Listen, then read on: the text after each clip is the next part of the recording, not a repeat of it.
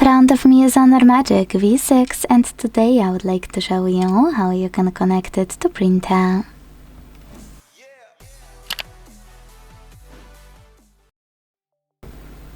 Start by launching Settings and tapping on More Connections.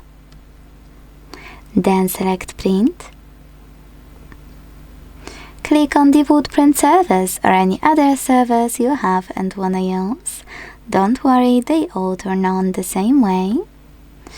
And then make sure this switcher is blue. Now wait, because your device is looking for a printer, and when it finds one, it will connect to it. Just like in my case. If you are still having some issues with connection, you can tap on More at the bottom right corner and select Add Printer here.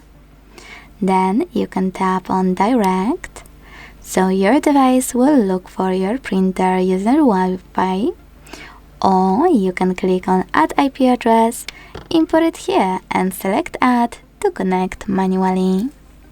Thanks so much for watching. If you enjoyed this video, leave a like, comment and subscribe. Bye!